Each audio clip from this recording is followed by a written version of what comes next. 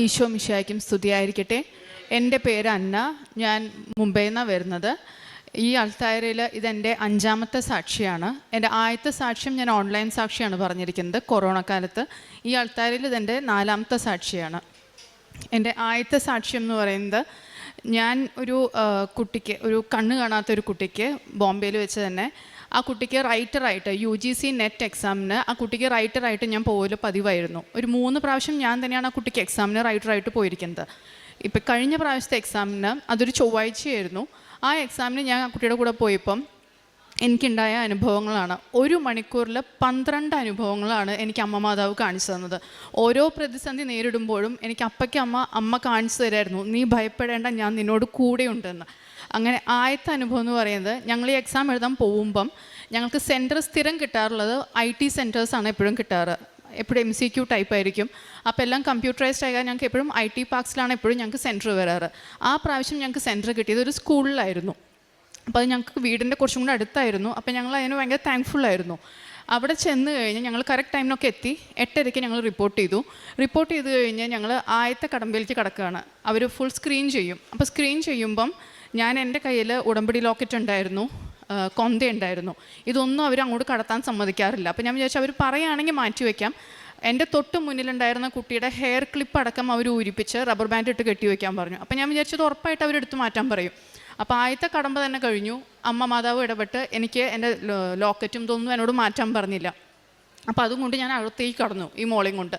അടുത്ത് ചെന്ന് കഴിഞ്ഞപ്പം അവർ ഞങ്ങളുടെ ഡോക്യുമെൻറ്റ്സ് നോക്കി കഴിഞ്ഞപ്പോൾ അവരെന്നോട് പറഞ്ഞു, റൈറ്ററായിട്ട് എനിക്കിരിക്കാൻ പറ്റില്ല എന്ന്. അപ്പോൾ ഞാൻ പറഞ്ഞു, കഴിഞ്ഞ 3 പ്രാവശ്യം ഞാൻ തന്നെയാണ് റൈറ്ററായിട്ട് ഇരുന്നിരിക്കണേ. അപ്പോൾ അവർ പറഞ്ഞു, അത് അവർ ശ്രദ്ധിക്കാണ്ടായിരിക്കും. ഒന്നാമത് ഏജ് അപ്ലിക്കൻറ്റിൻ്റെ ഏജിനേക്കാളും കുറവായിരിക്കണം എൻ്റെ ഏജ്. പക്ഷെ അത് ഏജ് ഓവറായ കാരണം അത് പറ്റില്ല. പിന്നെ ക്വാളിഫിക്കേഷൻ വൈസും എനിക്ക് ആ കുട്ടിക്ക് എഴുതാൻ പറ്റില്ലായിരുന്നു, കാരണം എൻ്റെ സയൻസ് ബാക്ക്ഗ്രൗണ്ട് ആയിരുന്നു. അപ്പോൾ ആ കുട്ടിക്ക് സയൻസും മാത്സൊക്കെ ഈസിലി പറഞ്ഞു കൊടുക്കാൻ പറ്റുന്ന കാരണം അതും പറ്റില്ല എന്ന് പറഞ്ഞു. അപ്പോൾ ഞാൻ പറഞ്ഞു, എന്തെങ്കിലും ഒന്ന് ചെയ്യാൻ പറ്റുമോ, കാരണം ഇങ്ങനത്തെ ഒരു കേസായ കാരണം ഒത്തിരി പ്രതീക്ഷയോടുകൂടി ആ കുട്ടി വന്നിരിക്കുന്നത് എക്സാം എഴുതാനായിട്ട്. അപ്പം അവർ പറഞ്ഞു, ഒരു കാര്യം ചെയ്ത് നിൽക്കുക. അപ്പം രണ്ടാമത് ഞാൻ പ്രാർത്ഥിച്ചു തുടങ്ങി. അപ്പം ഞാൻ പറഞ്ഞു, എനിക്ക് ഇതിൽ ഒരു ഹയർ ഇൻചാർജിലുള്ള ആരോടെങ്കിലും ഒന്ന് സംസാരിക്കാൻ പറ്റുമോ എന്ന് ചോദിച്ചു. അപ്പോൾ അവർ പറഞ്ഞു, ഞങ്ങൾ നോക്കിയിട്ട് വരട്ടെ എന്നും പറഞ്ഞ് അവർ നോക്കാൻ പോയ സമയത്ത് ഞാൻ ഉടമ്പടി കാശുരൂപം കയ്യിൽ വെച്ച് മുറുക്കി പ്രാർത്ഥിച്ചുകൊണ്ടിരിക്കുകയായിരുന്നു, അമ്മ എനിക്കൊരു അടയാളം കാണിച്ചു തരണേന്ന്. അങ്ങനെ ഒരു മലയാളി ലേഡിയാണ് എൻ്റെ അടുത്ത് ആദ്യം സംസാരിക്കാൻ വന്നത്. അപ്പം ഞാൻ അവരുടെ അടുത്ത് ഞാൻ ഈ കാര്യങ്ങൾ മുഴുവൻ പറഞ്ഞു. അപ്പോൾ അവർ പറഞ്ഞു, ഞങ്ങൾ നോക്കി നോക്കട്ടെ, എന്തായാലും മാഡത്തിന് എഴുതാൻ പറ്റില്ല, ഞങ്ങൾ വേറെ ഇപ്പോൾ സ്കൂളായ കാരണം ഒരു സ്റ്റുഡൻറ്റിനെ കിട്ടുമോ നോക്കട്ടെ, 11th or 12th ഉള്ള ആർട്സ് സ്റ്റുഡൻറ്റിനെ കിട്ടുമോ നോക്കട്ടെ എന്ന് പറഞ്ഞു. അപ്പം ഞാൻ അമ്മയോട് മുറുകെ പ്രാർത്ഥിച്ചുകൊണ്ടിരുന്നു, അങ്ങനെ നല്ലൊരു കുട്ടിയെ കിട്ടണേ, കാരണം കുട്ടിക്ക് വായിച്ച് പറഞ്ഞു കൊടുത്ത് കുട്ടിക്ക് ശരിക്കും സമാധാനത്തിൽ പറഞ്ഞു കൊടുക്കുന്ന ഒരു കുട്ടിയാവണം. ധൃതിയിൽ വെച്ച് വായിച്ചു കൊടുത്തു കഴിഞ്ഞാൽ ഇത് ബ്ലൈൻഡായ കാരണം ഈ കുട്ടിക്ക് മുഴുവൻ മനസ്സിലാവില്ല. അപ്പോൾ അങ്ങനെ പ്രാർത്ഥിച്ച് ആ കുട്ടി വന്നപ്പം ഞാൻ അതിൻ്റെ അടുത്ത് സംസാരിച്ച് തുടങ്ങിയപ്പോൾ 2 സെൻറ്റൻസ് കഴിഞ്ഞപ്പോഴേക്കും ആ മോൻ എൻ്റെ അടുത്ത് ഇങ്ങോട്ട് ചോദിച്ചു, ആൻറ്റി മലയാളിയാണോ എന്ന്. അപ്പോൾ എനിക്ക് സന്തോഷമായി, ഒരു മലയാളിയാണ്. അപ്പം ഞാൻ ആ കുട്ടിക്ക് സമാധാനത്തിൽ നിന്ന് കാര്യങ്ങളൊക്കെ പറഞ്ഞു കൊടുത്തു. ഈ കുട്ടി ബ്ലൈൻഡാണ്, അപ്പോൾ സ്ലോലി വേണം ക്വസ്റ്റ്യൻസൊക്കെ വായിച്ചു കൊടുക്കാൻ. അങ്ങനെ അമ്മ അടുത്തത് ഇടപെട്ട് അങ്ങനെ നല്ലൊരു റൈറ്ററിനെ കിട്ടി. അതാണ് ആദ്യത്തെ ഞങ്ങൾക്ക് ആ സെൻറ്റർ മാറ്റിയതിലുള്ള അമ്മയുടെ കൈ അവിടെയായിരുന്നു. അതൊരു IT പാർക്കിൽ വെച്ചാണ് എന്നോട് റൈറ്ററായിട്ട് എഴുതാൻ പറ്റില്ല എന്ന് പറഞ്ഞിരുന്നെങ്കിൽ എനിക്ക് വേറൊരു റൈറ്ററിനെ ആ സമയത്ത് ആ കുട്ടിക്ക് കിട്ടില്ലായിരുന്നു.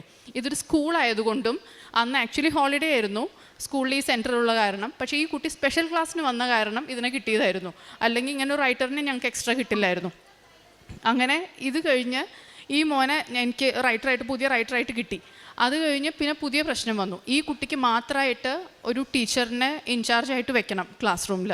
അപ്പം ഞാൻ നോക്കിയപ്പോൾ അവിടെ ഞാൻ സംസാരിച്ച ഒറ്റ ടീച്ചേഴ്സിനും ഒരു ശാന്ത സ്വഭാവം ഉണ്ടായിരുന്നില്ല. അപ്പം ഞാൻ വിചാരിച്ചു, ഇങ്ങനെ ശാന്ത സ്വഭാവം ഇല്ലാത്തൊരു ടീച്ചറൊക്കെ ഈ കൊച്ചിൻ്റെ അടുത്ത് വന്ന് 2 ഒച്ചയിൽ വർത്താനം പറഞ്ഞാൽ ഇത് പേടിച്ചു പോവും. അപ്പം രണ്ടാമത് ഞാൻ പ്രാർത്ഥിച്ചുകൊണ്ടിരിക്കുകയായിരുന്നു, ദൈവമേ നല്ല ശാന്ത സ്വഭാവമുള്ളൊരു ടീച്ചറെ അമ്മ തന്നെ ഒരുക്കി വിടണേന്ന്. അങ്ങനെ ഞാൻ കണ്ണു തുറന്ന് നോക്കിയപ്പം ചിരിച്ചുകൊണ്ട് ഒരു ടീച്ചർ റൂമിലേക്ക് കടന്നു വന്നു, അതും നീല ചുരിദാറിട്ടിട്ട്. അപ്പോൾ എനിക്ക് ഒത്തിരി സന്തോഷമായി. അടുത്തത് അമ്മയുടെ അടയാളമായിരുന്നു. അപ്പോൾ ആ ടീച്ചർ വന്ന് എന്നോട് പറഞ്ഞു, ഞാനാണ് ആ കുട്ടിക്ക് ഇൻചാർജായിട്ട് നിൽക്കാൻ പോകുന്നത്, മോള് പേടിക്കണ്ട, ഞാൻ നോക്കിക്കോളാം കാര്യങ്ങളൊക്കെ എന്ന് പറഞ്ഞു.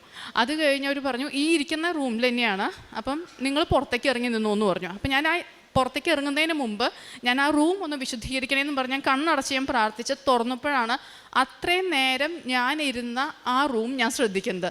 ആ റൂം ഫുൾ നീല പെയിൻ്റ് അടിച്ച റൂമായിരുന്നു. അപ്പോൾ പിന്നെയും എനിക്ക് അമ്മയുടെ ഒരു സാന്നിധ്യം അവിടെ അനുഭവപ്പെട്ടു. ഇതെല്ലാം കഴിഞ്ഞ് ഈ മോള് വന്നു ആ ക്ലാസ് റൂമിലേക്ക്. അപ്പോൾ അതുവരെ ആ കുട്ടി ഒന്നും അറിഞ്ഞിട്ടില്ല, ഞാൻ എല്ലാ റൈറ്ററിനും പുതിയൊരു റൈറ്ററാണ് വരാൻ പോകുന്നത് എന്നുള്ളതൊന്നും ആ കുട്ടി അറിഞ്ഞിട്ടില്ല. അപ്പോൾ ഞാൻ വളരെ സമാധാനത്തിൽ ആ കുട്ടീനെ പറഞ്ഞ് മനസ്സിലാക്കി. ചെറിയൊരു കാരണം കൊണ്ട് എനിക്ക് പറ്റില്ല, പക്ഷേ വേറൊരു കുട്ടീനെ ഇവിടെ വെച്ചിട്ടുണ്ട്, ആ കുട്ടിയെല്ലാം പറഞ്ഞു തരുമെന്നൊക്കെ പറഞ്ഞ് അവിടെ ഇരുത്തിപ്പോയി. അതൊരു ചൊവ്വാഴ്ച ആയതുകൊണ്ട് എനിക്ക് ഇനി എക്സാം എഴുതാൻ പറ്റില്ല. അപ്പോൾ എനിക്ക് ഇനി എൻ്റെ അടുത്ത ഓപ്ഷൻ എനിക്ക് ധ്യാനം കൂടുക എന്നുള്ളതാണ്. അപ്പം അന്ന് വീട്ടിൽ കുറച്ച് പണികളും ഇതൊക്കെ നടക്കണ കാരണം എനിക്ക് വീട്ടിൽ ധ്യാനം കൂടാനുള്ളൊരവസ്ഥയില്ല അന്ന്. അപ്പം ഞാൻ വിചാരിക്കായിരുന്നു ഞാൻ എവിടെ പോയിരുന്നു ധ്യാനം കൂടും. അങ്ങനെ പുറത്തിറങ്ങിയപ്പം ഈ ടീച്ചർ ഇൻചാർജ് എൻ്റെ അടുത്ത് പറഞ്ഞു, ഇത് ബ്ലൈൻഡായ കാരണം ഞങ്ങൾക്ക് ഒത്തിരി ഒരു ടെൻഷനുണ്ട്. കാരണം പെട്ടെന്ന് ഈ കുട്ടി പാനിക്കാവും, അങ്ങനെ എന്തെങ്കിലും ചെയ്തു കഴിഞ്ഞാൽ ഒന്ന് കാമാക്കാൻ വേണ്ടി മാഡത്തിന് കുറച്ച് നേരം ഇവിടെ ഇരിക്കാൻ പറ്റുമോ എന്ന് ചോദിച്ചു. ഞാൻ പറഞ്ഞു വളരെ സന്തോഷം. അപ്പോൾ എൻ്റെ മനസ്സിൽ അവിടെ ഒരു ഭാഗത്തിരുന്ന് ഹെഡ്ഫോൺ വെച്ച് ധ്യാനം കൂടാമെന്നായിരുന്നു. അങ്ങനെ അതും എനിക്ക് ഒരുക്കി തന്നു. അപ്പോൾ അവിടെ എനിക്ക് ആദ്യം ഒരു റിസപ്ഷൻ ഏരിയയിലാണ് എനിക്ക് സ്ഥലം കാണിച്ചു തന്നെ. പിന്നെ ആ ടീച്ചർ വന്ന് പറഞ്ഞു, ഒരു കാര്യം ചെയ്തോ, ഒറ്റയ്ക്ക് വേണമെങ്കിൽ ഇരിക്കണമെങ്കിൽ അവിടെ റൂമിൽ പോയിരുന്നു എന്നും പറഞ്ഞ് എനിക്ക് വേറൊരു റൂം തുറന്നു തന്നു ആ ടീച്ചർ. അപ്പോൾ എനിക്ക് അവിടെ ഹെഡ്ഫോണിൻ്റെ പോലെ ആവശ്യമില്ല, ഒറ്റയ്ക്ക് ഇരുന്ന് എൻ്റെ ഫോണിൽ എനിക്ക് ധ്യാനം മുഴുവനായിട്ട് കൂടാൻ പറ്റി. ഇതെല്ലാം കഴിഞ്ഞ് ഈ കുട്ടി പുറത്തേക്ക് വന്നപ്പോൾ ഔട്ട് ഓഫ് 150 ക്വസ്റ്റ്യൻസ് ഈ കുട്ടി എല്ലാ ക്വസ്റ്റ്യൻസ് അറ്റംപ്റ്റ് ചെയ്തു. ഞാൻ ഇത്ര പ്രാവശ്യം ഞാൻ റൈറ്ററായിട്ട് പോയിരുന്നിട്ട് ഈ കുട്ടിക്ക് 100 ക്വസ്റ്റ്യൻസ് പോലും അറ്റംപ്റ്റ് ചെയ്യാൻ പറ്റിയിട്ടുണ്ടായിരുന്നില്ല. അന്ന് ആദ്യമായിട്ട് ആ കുട്ടിക്ക് 150 ഔട്ട് ഓഫ് 150 ക്വസ്റ്റ്യൻസും ആ കുട്ടി അറ്റംപ്റ്റ് ചെയ്തു. അങ്ങനെ ഒരു 3 മണിക്കൂർ കൊണ്ട് അമ്മ ഞങ്ങൾക്ക് 12 അനുഭവങ്ങളാണ് തന്നത്. എനിക്ക് തോന്നുന്നത് ആ ഒരു നേരത്ത് അമ്മ എൻ്റെ കൂടെ ഫുൾ ടൈം എൻ്റെ കൂടെ തന്നെയായിരുന്നു. വേറൊരു കാര്യത്തിലേക്ക് അമ്മയ്ക്ക് തിരിഞ്ഞു നോക്കാനുള്ള സമയം കിട്ടിയിട്ടുണ്ടാവില്ല. അതേപോലെ ഞാൻ വിളിക്കുന്നു, അമ്മ എനിക്ക് അനുഭവങ്ങൾ തന്നുകൊണ്ടിരിക്കുന്നു. അങ്ങനെയായിരുന്നു അമ്മ ഒത്തിരി അനുഗ്രഹങ്ങൾ ആ സമയത്ത് തന്നത്. രണ്ടാമത്തെ സാക്ഷി എന്ന് പറയുന്നത് എൻ്റെ മകന് വേണ്ടിയാണ്. എൻ്റെ മൂത്ത മകന് കാലുമ്മ ഒരു നെയിലിൻ്റെ ഉള്ളിൽ ഒരു ഇൻഫെക്ഷൻ ഉണ്ടായിരുന്നു. അപ്പോൾ ഞങ്ങൾ വിചാരിച്ചത് ഒരു ഇൻഗ്രോത്ത് ആയിരിക്കും, അതിൻ്റെ ഇൻഫെക്ഷൻ ആണെന്നാണ് ആദ്യം ഡോക്ടേഴ്സൊക്കെ പറഞ്ഞത്. അപ്പോൾ അവൻ അതിന് റിപ്പീറ്റഡ്ലി മെഡിസിൻസ് എടുത്തുകൊണ്ടിരിക്കുകയായിരുന്നു. ഒരു 1.5 years അവൻ മെഡിസിൻസ് എടുത്തു. പക്ഷെ എന്നിട്ടും അത് മാറിയില്ല. അത് നല്ല പെയിൻഫുൾ ആയിരുന്നു. അവന് ഷൂ ഇടാൻ പറ്റില്ല. അവൻ ഒത്തിരി ഫുട്ബോൾ കളിക്കുന്ന ആളാണ്. അപ്പോൾ ഫുട്ബോൾ കളിക്കാൻ പറ്റണില്ല. എന്നാലും അത് വെച്ച് അവൻ കളിച്ചിരുന്നു, പക്ഷെ ഒത്തിരി ബുദ്ധിമുട്ടുണ്ടായിരുന്നു. അപ്പോൾ അവസാനം അവൻ തന്നെ പറഞ്ഞു, മമ്മ ഇത് ശരിയാവില്ല, നമുക്ക് സർജറി ചെയ്ത് അവസാനിപ്പിക്കാം. അപ്പോൾ ഡോക്ടറും അത് തന്നെയാണ് പറഞ്ഞിരുന്നത്. പക്ഷേ എനിക്ക് സർജറി ചെയ്യാനായിട്ട് താല്പര്യം ഉണ്ടായിരുന്നില്ല. ഞാൻ നമ്മുടെ ഉടമ്പടിയിലൊക്കെ തൈലവും ഉപ്പിട്ട വെള്ളത്തിൽ കാല് വെച്ച് അങ്ങനെയൊക്കെ ഞാൻ പ്രാർത്ഥിച്ചാണ് ഞാൻ പോയിരുന്നത്. ഞാൻ പറഞ്ഞു, ഇനി വേറെ ഓപ്ഷനൊന്നും ഇല്ലെങ്കിൽ എന്നാൽ ശരി നമുക്ക് ചെയ്യാമെന്ന് പറഞ്ഞു. അങ്ങനെ സർജറിക്ക് അവനെ കയറ്റി ഒരു 10 മിനിറ്റ് കഴിഞ്ഞപ്പോൾ ആ ഡോക്ടർ എന്നെ വിളിച്ചുകൊണ്ട് പറഞ്ഞു, അത് നമ്മൾ വിചാരിച്ച പോലെ ഇൻഫെക്ഷൻ ആയിരുന്നില്ല, ആ നെയിൽ റിമൂവ് ചെയ്തപ്പോഴാണ് കാണുന്നത്, ഉള്ളിൽ അത്രയും ആ നെയിലിൻ്റെ സെയിം ലെങ്ത്തിൽ ഒരു ബോണിൻ്റെ ഗ്രോത്ത് ആയിരുന്നു. അപ്പോൾ അതാണ് ഇത്ര നാളും മെഡിസിൻസ് കഴിച്ചിട്ട് മാറാഞ്ഞേ. ഇത് അമ്മ മാതാവിനെ എടുത്ത് മാറ്റാവുന്നതേ ഉണ്ടായിരുന്നുള്ളൂ, പക്ഷേ അത് അമ്മ കാണിച്ചു തരുന്നതായിരുന്നു. ലൈക്ക് ഇതുകൊണ്ടാണ് ഇത് മാറാഞ്ഞത്. പക്ഷേ അടുത്ത സാക്ഷി എന്ന് പറയുന്നത് ഇത് 3 മാസം വരെ അവന് ഷൂ പോലും ഇടാൻ പറ്റില്ല എന്ന് പറഞ്ഞതായിരുന്നു. ഓപ്പൺ ആയിട്ടുള്ള സ്ലിപ്പ് ഇടാൻ പറ്റുള്ളൂ, 3 മാസത്തേക്ക് ഷൂ ഇടാൻ പറ്റില്ല, ഫുട്ബോൾ കളിക്കാൻ പറ്റില്ല എന്ന് പറഞ്ഞ ആൾ 1 മാസം കഴിഞ്ഞപ്പം അവൻ ടൂർണമെൻറ്റിനും പോയി, ഷൂ ഇട്ടു, പൂർണ്ണമായിട്ട് അവന് സൗഖ്യം കിട്ടി. അടുത്ത സാക്ഷി എന്ന് പറയുന്നത് എൻ്റെ മകളുടെയാണ്. അവളിപ്പോൾ 8th സ്റ്റാൻഡേർഡിൽ പഠിക്കുന്നു. അവളുടെ ടേം എക്സാമിൻ്റെ ടൈമിൽ അവൾക്ക് എല്ലാ ദിവസവും സ്കൂളിൽ റിപ്പോർട്ടിംഗ് ടൈം 8:45 ആയിരുന്നു. അപ്പോൾ 8:45 അവൾ ഒരു രാവിലെ 7 മണിക്ക് എഴുന്നേറ്റ് അവളിരുന്ന് പഠിക്കാതിരിക്കുകയായിരുന്നു. അവൾ പഠിക്കാതിരിക്കുമ്പം ഞാൻ പ്രാർത്ഥനാ മുറിയിലിരുന്ന് ജപമാല ചൊല്ലിക്കൊണ്ടിരിക്കുകയായിരുന്നു. അപ്പോൾ ചൊല്ലിക്കൊണ്ടിരിക്കുന്നതിൻ്റെ ഇടയിൽ എനിക്ക് എന്തോ ഉള്ളിൽ നിന്ന് അമ്മ പറയുന്ന പോലെ തോന്നി, പിള്ളേരെ കൊണ്ടൊക്കെ നീ കൊന്തയിടിക്കുന്നുണ്ടല്ലോ കഴുത്തിൽ, നീ എന്താ കൊന്തയിടാത്തേന്ന്. അപ്പം തന്നെ ഞാൻ ജപമാലയോടെ വെച്ച് ഞാൻ ഇവിടുത്തെ കൃപാസനത്തിൻ്റെ നേരിയ കൊന്ത അതെടുത്ത് ഞാൻ അപ്പം തന്നെ പ്രാർത്ഥിച്ച് ഞാൻ കഴുത്തിലിട്ടു. അപ്പോൾ എനിക്ക് ഒത്തിരി സന്തോഷമായി. അത് കഴിഞ്ഞ് ജപമാല കഴിയലും മോളുടെ ഒരു ഫ്രണ്ട് എന്നെ വിളിച്ചിട്ട് പറഞ്ഞു, ആൻറ്റി ഇന്നത്തെ ടൈം മാറ്റിയിട്ടുണ്ട്, ആൻറ്റി നോട്ട് ചെയ്തിട്ടുണ്ടോ എന്ന് അറിയില്ല, ഇന്ന് 8:45 അല്ല 7:45 സ്കൂളിൽ റിപ്പോർട്ടിങ്. ആ ഫോൺ അവളുടെ വരുന്നത് എനിക്ക് 7:15. ഇനി വെറും അരമണിക്കൂറേ ഉള്ളൂ, അതിനുള്ള റെഡി ആയിട്ട് എനിക്ക് സ്കൂളിൽ എത്തിക്കണം. പക്ഷേ ആ വിളിച്ച കുട്ടിയായിട്ട് ചെറിയ എന്തോ ഒരു ഫ്രണ്ട്ലി മാറ്ററിൽ തന്നെ എന്തോ ഒരു തല്ലി പിടിച്ചിരിക്കുന്ന കുട്ടിയായിരുന്നു. പക്ഷേ ആ കുട്ടിയെ കൊണ്ട് അമ്മ വിളിപ്പിച്ചതായിട്ടാണ് എനിക്ക് തോന്നുന്നത്. കാരണം ആ കുട്ടിയുടെ വിളി വന്നില്ല എന്നുണ്ടെങ്കിൽ ഞങ്ങൾ 8:45 സ്കൂളിൽ ചെല്ലുള്ളൂ, അവൾക്ക് ആ എക്സാം മിസ്സാവുകയും ചെയ്യും. അങ്ങനെ അവൾക്ക് നേരത്തിന് എത്തി ആ എക്സാം എഴുതാൻ പറ്റി. അടുത്ത സാക്ഷി എന്ന് പറയുന്നത് 2008 എൻ്റെ ഈ റൈറ്റ് ഐക്ക് ഒരു ഇഞ്ചുറി പറ്റിയിട്ടുണ്ടായിരുന്നു. മോൻ്റെ നഖം കൊണ്ടിട്ട് അതിൻ്റെ ഒരു മുന്നിലത്തെ ഒരു ലെയർ ടയർ ചെയ്ത് പോയായിരുന്നു. അപ്പോൾ അത് ലേസർ ചെയ്യാൻ പറ്റും എന്ന് പറഞ്ഞു, ട്രീറ്റ് ചെയ്യാൻ പറ്റും. പക്ഷേ ഞാനൊരു പേടി കാരണം ഞാനത് ചെയ്തില്ല. അപ്പോൾ റിപ്പീറ്റഡ്ലി നമ്മൾ പെട്ടെന്ന് ഉറക്കത്തുനിന്ന് കണ്ണൊക്കെ തുറക്കുമ്പം മിണ്ട പോകുന്നതിൻ്റെ കൂടെ ആ ഒരു ലെയറും കൂടെ പോകുമായിരുന്നു. അത് ഭയങ്കര പെയിൻഫുള്ളാണ്, ഒത്തിരി ഇങ്ങനെ വെള്ളമൊക്കെ വരും. അപ്പം അത് അന്ന് കുറച്ച് നാളൊക്കെ അങ്ങനെ റിപ്പീറ്റഡ്ലി വന്നിരുന്നു. ഞാൻ 2021 ഇവിടെ ആദ്യമായിട്ട് ഉടമ്പടി എടുക്കാൻ വന്നപ്പം ഞാൻ ആ ഒരു കാര്യത്തെക്കുറിച്ച് ആലോചിച്ചിട്ടുണ്ടായിരുന്നില്ല. ഇവിടെ 3 തുള്ളി ഉടമ്പടി തൈലം ഇട്ട് ഉടമ്പടി സ്റ്റാർട്ട് ചെയ്യുന്ന സമയത്ത് ഞാൻ പെട്ടെന്ന് ആദ്യം തന്നെ എൻ്റെ വലത്തെ കണ്ണിലാണ് ഞാൻ ആ തൈലം ഇട്ടത്, പ്രാർത്ഥിച്ചത്. അതിനുശേഷം എനിക്ക് ഇന്നേ വരെ ആ ഒരു പ്രശ്നം ഉണ്ടായിട്ടില്ല. പക്ഷേ അതിനുശേഷം 3 പ്രാവശ്യം ഞാനിവിടെ സാക്ഷ്യം പറഞ്ഞു. പക്ഷേ ഇത് ഞാൻ സാക്ഷ്യത്തിൽ പറഞ്ഞില്ല. പക്ഷേ എനിക്ക് വേദന മാറിയില്ലെങ്കിൽ വളരെ സന്തോഷമായിരുന്നു. കാരണം രാവിലെ എഴുന്നേൽക്കുമ്പോഴോ അതൊന്നും എനിക്കൊരു പ്രശ്നമില്ല, വളരെ സുഖമായിരുന്നു. ഇപ്പം കഴിഞ്ഞ 1 മാസം മുമ്പ് എനിക്ക് രാവിലെ 5 മണിക്ക് പിന്നെയും ആ വേദന വന്നു, 4-5 കൊല്ലത്തിന് ശേഷം. അപ്പോൾ എനിക്ക് മനസ്സിലായി ഞാൻ സാക്ഷ്യം പറയാത്തതിൻ്റെയാണ്. കാരണം ഇത്രയും വലിയൊരു അനുഗ്രഹം എനിക്ക് സർജറി ഒന്നും കൂടാതെ എനിക്കത് മാറ്റി തന്നതിൽ ഞാൻ സാക്ഷ്യം പറയാത്തതുകൊണ്ടാണ് എനിക്ക് രണ്ടാമതും വേദന വന്നത്. ഞാൻ ആ ഇരുന്ന ഇരിപ്പിൽ തന്നെ കണ്ണടച്ച് 5:30 പ്രത്യക്ഷീകരണ പ്രാർത്ഥന ചൊല്ലി മുഴുവൻ കഴിഞ്ഞ് ഞാൻ ഒന്നും മയങ്ങിപ്പോയി. അതിനുശേഷം എനിക്ക് ഇന്നേ വരെ അങ്ങനത്തെ ഒരു വേദന വന്നിട്ടില്ല. ലേസർ സർജറി പറഞ്ഞതായിരുന്നു, പിന്നെ അത് ചെയ്തിട്ടില്ല. ഇപ്പോൾ അത് ഫുൾ ക്ലിയറായി. അപ്പോൾ ആ സാക്ഷി ഞാൻ 5 കൊല്ലം വൈകിപ്പോയി. അതിന് ഞാൻ ആദ്യമേ മാപ്പി അപേക്ഷിക്കുന്നു. അടുത്ത സാക്ഷി എന്ന് പറയുന്നത് ഞങ്ങളുടെ 2 റിലേറ്റീവ്സ് ദുബായിൽ ചില ഇഷ്യൂസ് കാരണം അവരുടെ പാസ്പോർട്ടൊക്കെ പിടിച്ചു വയ്ക്കലും അവരെ നാട്ടിലേക്ക് വിടാൻ പറ്റാത്തൊരവസ്ഥയിലുണ്ടായിരുന്നു. അപ്പോൾ അതിനുവേണ്ടി ഒത്തിരി പേര് അതിനെ ട്രൈ ചെയ്യുന്നുണ്ടായിരുന്നു. പക്ഷേ കുറേ കോംപ്ലിക്കേഷൻസ് ഉണ്ടായിരുന്നു. അപ്പോൾ അവരുടെ ഫാമിലി ഉറപ്പായിട്ടും പ്രാർത്ഥിച്ചിട്ടുണ്ടാവും. പക്ഷേ ഞാൻ ഒരു പ്രാവശ്യം ഇവിടെ ഉടമ്പടി ധ്യാനം കൂടിക്കൊണ്ടിരുന്നപ്പം അച്ഛൻ ഇതേ കാര്യം പറയുകയും ഞാൻ ആ 2 പേർക്ക് വേണ്ടി ഞാൻ ആത്മാർത്ഥമായിട്ട് ഞാൻ പ്രാർത്ഥിക്കുകയും ചെയ്തിരുന്നു. അതിൻ്റെ ഫലമായി 12 കൊല്ലമായിട്ട് അവർ അവിടെ പെട്ടുകിടക്കുകയായിരുന്നു, നാട്ടിലേക്ക് വരാൻ പറ്റാതെ. ഇപ്പോൾ 2023 അവർ 2 പേരും തിരിച്ച് നാട്ടിലേക്ക് എത്തി, അവർ കുടുംബത്തോടു കൂടി ചേർന്നു. അതിൽ എനിക്ക് അമ്മയുടെ ഇടപെടലുണ്ടെന്ന് മനസ്സിലാവാൻ കാരണം അതിൽ ഒരാൾക്ക് ഫാമിലി ഉണ്ടായിരുന്നില്ല. അപ്പോൾ അയാൾക്ക് പ്രാർത്ഥിക്കാനും ആക്ച്വലി ആരും ഉണ്ടായിരുന്നില്ല. അയാൾ ശരിക്കും ഒരു ഒറ്റപ്പെട്ട ഒരു അവസ്ഥയിലായിരുന്നു. അയാളുടെ ആൾ വന്നതിലാണ് എനിക്ക് ശരിക്കും അമ്മയുടെ കരങ്ങൾ അതിലുണ്ടെന്നുള്ളത് ശരിക്കും ബോധ്യപ്പെട്ടത്. അടുത്ത എൻ്റെ അവസാനത്തെ സാക്ഷിയാണ്. അത് എൻ്റെ ഒരു ഫ്രണ്ട് കുവൈറ്റിലായിരുന്നു. അവളുടെ 3rd പ്രഗ്നൻസിയിൽ, അവളുടെ ആദ്യത്തെ 2 പ്രഗ്നൻസിയും ഡെലിവറിയൊക്കെ നാട്ടിലായിരുന്നു. 3rd പ്രഗ്നൻസി അവൾ കുവൈറ്റിലായിരുന്നു. അപ്പോൾ അതിന് അവളുടെ ആദ്യത്തെ 2 ഡെലിവറിക്കും സെയിം കോംപ്ലിക്കേഷൻ തന്നെ 3rd ഡെലിവറിക്കും ഉണ്ടായിരുന്നു. കൊച്ചു നേരത്തെ ഇറങ്ങി വരലും അപ്പോൾ സ്റ്റിച്ച് ഇടണം അങ്ങനെയൊക്കെ പറഞ്ഞിരുന്നു. അപ്പോൾ നാട്ടിലത്തെ ഡോക്ടേഴ്സ് അത് അലൗ ചെയ്തിരുന്നു. കുവൈറ്റിലത്തെ റൂൾസ് അനുസരിച്ച് അവർക്ക് അങ്ങനെ സ്റ്റിച്ച് ഇടാനുള്ള പെർമിഷൻ ഇല്ല. അപ്പോൾ ഇവൾ കുറേ ഡോക്ടേഴ്സിനടുത്ത് റിക്വസ്റ്റ് ചെയ്തു, ഇത് ചെയ്തില്ല എന്നുണ്ടെങ്കിൽ കൊച്ചിനെനിക്ക് കിട്ടില്ല, അത് പ്രീമേച്ചർ ബേബി ആയി പോവും. പക്ഷെ അവർ പറഞ്ഞു ഇല്ല, ഞങ്ങളുടെ ഇതിൽ അങ്ങനത്തെ റൂളില്ല, ഇപ്പോൾ ഒരു കുഴപ്പവും കാണുന്നില്ല, അങ്ങനെ പോയിക്കോട്ടെ എന്ന് പറഞ്ഞു. അപ്പോൾ ഇവൾക്ക് ഭയങ്കര ടെൻഷനായിരുന്നു. അപ്പോൾ ഇവൾ ഇടയ്ക്കിടയ്ക്ക് എന്നെ വിളിച്ചിങ്ങനെ പറയും, അയ്യോ ഒന്ന് പ്രാർത്ഥിക്കുക, എനിക്ക് പേടിയായിട്ട് പോയി. അപ്പോൾ അവൾ കൊറോണ കാലമായ കാരണം അവൾക്ക് നാട്ടിൽ വരാനോ ഉടമ്പടി എടുക്കാനോ അങ്ങനെയൊന്നും പറ്റിയിട്ടില്ല.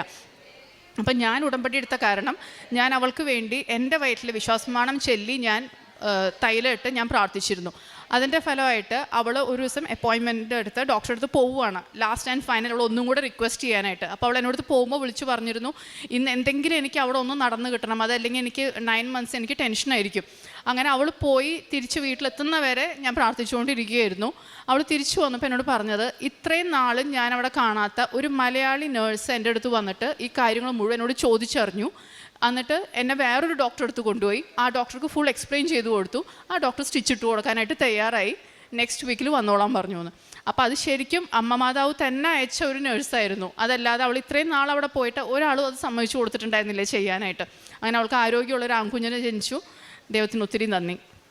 പ്രേക്ഷിത പ്രവർത്തനങ്ങളായിട്ട് ഞാൻ ചെയ്തുകൊണ്ടിരുന്നത് പത്രവിതരണം നടത്തിയിരുന്നു. പിന്നെ സാക്ഷ്യങ്ങൾ, ഇവിടെ വരുന്ന ഓരോ സാക്ഷ്യങ്ങളും ഞാനത് കേട്ട് കഴിഞ്ഞതിന് ശേഷമേ ഞാൻ ആർക്കെങ്കിലും ഷെയർ ചെയ്യുള്ളായിരുന്നു. അതല്ലാതെ യൂട്യൂബിൽ കിട്ടുന്ന അപ്പം തന്നെ ഞാൻ കയറി ഷെയർ ചെയ്യില്ല. ഞാൻ കേട്ടതിന് ശേഷം മാത്രമേ ഞാൻ ഷെയർ ചെയ്യുള്ളായിരുന്നു. പിന്നെ ഒത്തിരി പ്രാർത്ഥനാ ഗ്രൂപ്പുകളിൽ ഞാനിപ്പോൾ ഇവിടുത്തെ സാക്ഷ്യങ്ങൾ പല പ്രാവശ്യങ്ങളിൽ യൂട്യൂബിൽ വന്നിട്ടുള്ളത് കാരണം എന്നെ ഇപ്പോൾ പള്ളിയിലത്തെ ആയാലും വേറെ ഏതെങ്കിലും പ്രാർത്ഥനാ ഗ്രൂപ്പുകളിലൊക്കെ അരമണിക്കൂറിലൊരു ടോക്കിന് വേണ്ടി അങ്ങനെയൊക്കെ അവർ ക്ഷണിക്കുമ്പം ഞാൻ നമ്മുടെ എൻ്റെ സാക്ഷ്യങ്ങളായാലും ദൈവിക വചനങ്ങളായാലും അങ്ങനെയും പ്രേക്ഷിത പ്രവർത്തനങ്ങൾ ചെയ്യാറുണ്ട്. കാരുണ്യപ്രവർത്തികളായിട്ട് ഞാൻ സ്ഥിരമായിട്ടൊരു ഓർഫനേജിൽ കുറേ കൊല്ലങ്ങളായിട്ട് പോയിക്കൊണ്ടിരിക്കുന്നുണ്ട്. അവർക്ക് വേണ്ടി എല്ലാം അവർക്ക് എന്നെക്കൊണ്ട് പറ്റാവുന്നതൊക്കെ ഞാൻ അവർക്ക് വേണ്ടി ചെയ്തു കൊടുക്കുന്നുണ്ട്. പ്ലസ് അതിൻ്റെ കൂട്ടത്തിൽ ഞാനിപ്പോൾ ആഴ്ചയിൽ 1 വെച്ച് ഞാൻ വഴിയിലിരിക്കുന്ന പാവപ്പെട്ടവർക്ക് വേണ്ടിയും വീടില്ലാത്തവർക്കും അങ്ങനെയൊക്കെ ഭക്ഷണവും അങ്ങനെയൊക്കെ ഞാൻ എത്തിച്ചു കൊടുക്കുന്നുണ്ട്. പിന്നെ എൻ്റെ ത്രൂ ഒത്തിരി പേര് ഞങ്ങളുടെ വീട്ടിലായാലും ഫ്രണ്ട്സിൻ്റെ അടുത്തായാലും ഒത്തിരി പേര് ഉടമ്പടി എടുത്തിട്ടുണ്ട്. ഇപ്പം അത് അവർക്കും ഒത്തിരി അനുഭവങ്ങൾ കിട്ടിക്കൊണ്ടിരിക്കുന്നുണ്ട്. അങ്ങനെ ഇത്രയും അനുഗ്രഹങ്ങൾ തന്ന അമ്മമാതാവിനും തിരുക്കുമാരനും ഒത്തിരി നന്ദി. സ്നേഹം നിറഞ്ഞവരെ, അന്ന ഷിജു എന്ന സഹോദരിയാണ് തൻ്റെ ഉടമ്പടി ജീവിത സാക്ഷ്യം നമ്മളോട് പങ്കുവച്ചത്. ഈ സാക്ഷ്യത്തിലുടനീളം പരിശുദ്ധ അമ്മ അന്ന എന്ന സഹോദരിയുമായിട്ട് സംവദിക്കുന്നതായിട്ട് നമുക്ക് കാണുവാനായിട്ട് സാധിച്ചു എന്നുള്ളതാണ്. നമുക്കറിയാം, സൂര്യപ്രകാശം തെളിനീരിലും അതുപോലെ തന്നെ ചെളിനീരിലും രണ്ട് തരത്തിലാണ് റിഫ്ലക്റ്റ് ചെയ്യപ്പെടുന്നത്. അതുപോലെ തന്നെയാണ് ദൈവത്തിൻ്റെ സാന്നിധ്യവും വളരെ വിശുദ്ധിയോടുകൂടി ഇരിക്കുന്ന ഒരു വ്യക്തിയുടെ ജീവിതത്തിൽ, അല്ലെങ്കിൽ വിശുദ്ധമായിട്ടുള്ള ജീവിതം നയിക്കുന്ന ഒരു വ്യക്തിയുടെ ജീവിതത്തിൽ എങ്ങനെയാണോ റിഫ്ലക്റ്റ് ചെയ്യുന്നത് അതുപോലെ ആയിരിക്കുകയില്ല അശുദ്ധിയിൽ ജീവിക്കുന്ന ഒരു വ്യക്തിയുടെ ജീവിതത്തിലേക്ക് കടന്നു വരുമ്പോൾ. അപ്പോൾ നമുക്കറിയാം, ഉടമ്പടി എടുക്കുന്ന ഒരു വ്യക്തി തൻ്റെ ജീവിതത്തിലെ ദൈവികമായിട്ടുള്ള സാന്നിധ്യം, പരിശുദ്ധ അമ്മയുടെ സാന്നിധ്യം ലഭിച്ചു എന്ന് പറയുമ്പോൾ നമ്മൾ തിരിച്ചറിയേണ്ട ഏറ്റവും പ്രധാനപ്പെട്ട കാര്യമെന്ന് പറയുന്നത് ആ വ്യക്തി ഈ ദൈവവുമായിട്ട് സംവദിക്കുവാനായിട്ട് തൻ്റെ ജീവിതത്തിലെടുത്ത ത്യാഗങ്ങൾ, അതുപോലെ തന്നെ തൻ്റെ ജീവിതത്തിൽ താൻ വിശുദ്ധിയോടുകൂടി വ്യാപരിക്കണം എന്നുള്ള ചിന്തയിൽ തന്നെ തന്നെ നവീകരിച്ചിട്ടുണ്ട് എന്നുള്ളതാണ്. അതുകൊണ്ട് ഈ സഹോദരിയുടെ ഉടമ്പടി ജീവിത സാക്ഷ്യത്തിൽ ഈ സഹോദരി 12ഓളം പ്രാവശ്യം പരിശുദ്ധ അമ്മയുടെ ശക്തമായിട്ടുള്ള ഇടപെടൽ എൻ്റെ ജീവിതത്തിലുണ്ടായി എന്ന് പറയുമ്പോൾ ഉടമ്പടി ജീവിതത്തിന് വേണ്ടിയിട്ട് ഈ സഹോദരി എടുത്തിട്ടുള്ള ത്യാഗവും അതുപോലെ തന്നെ പ്രാർത്ഥനാ ജീവിതത്തിൽ എടുത്തിട്ടുള്ള വലിയ മനോഭാവവും നമ്മൾ കണ്ടിരിക്കേണ്ടതും നമ്മുടെ ജീവിതത്തിൽ മാതൃകയാക്കേണ്ടതുമാണ്.